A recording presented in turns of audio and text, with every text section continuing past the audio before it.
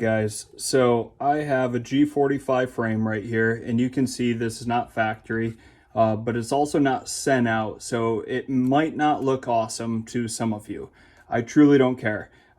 This is what we call stippling. Stippling just gives your grip some more texture, so when you go to shoot, you can manage that recoil. If your hands get sweaty, which imagine if you're actually in a real gunfight, you're probably going to start sweating right in your hands immediately. So I went to a local craft shop, and it was Michael's, I want to say, maybe Joanne Fabrics, I don't really remember which one, and I picked up a wood burner. Now I was just playing around with the gun a little bit, and this is what I came up with. I wanted to add some texturing.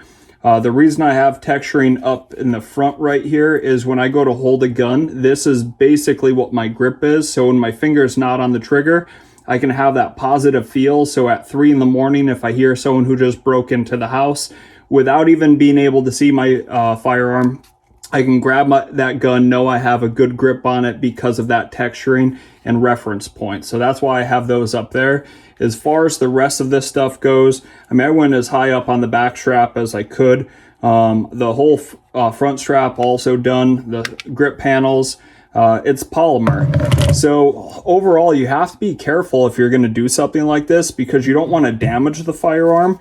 So if you look inside my mag well, probably won't be that great, but there's no like indentations in there because I was pressing too hard.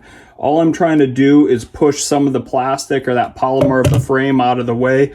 I'm not a gunsmith. I can't tell you guys how to do this or anything, or if it's safe, nothing like that. But overall, this is what I do to basically all of my firearms that I would carry on my person, so that if something were to happen, I want to make sure I have that positive grip right there on the gun. And again, utilizing those reference points for my thumb up front here and my trigger finger.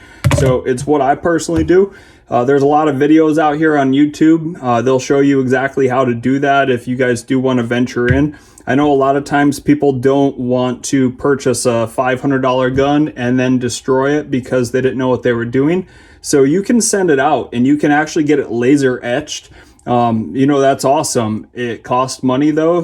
We'll say about $150 depending on how much stippling you guys get done, plus postage typically.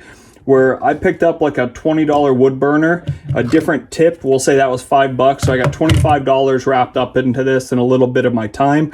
So it worked out pretty good, and I don't really care what my gun looks like. So even if you think this looks like crap, again, I don't care. It all comes down to the functionality of why I have it on there. And as far as the texturing so that my hand doesn't slip off when they start getting wet, this is going to be perfect. So stay tuned. Sorry I haven't been posting in a long time. I live here in New York State, and our firearm laws with Hochul have been getting out of control. So I've been more focused on that. But I do hope to start releasing some more content. So take care, guys. Thanks for watching.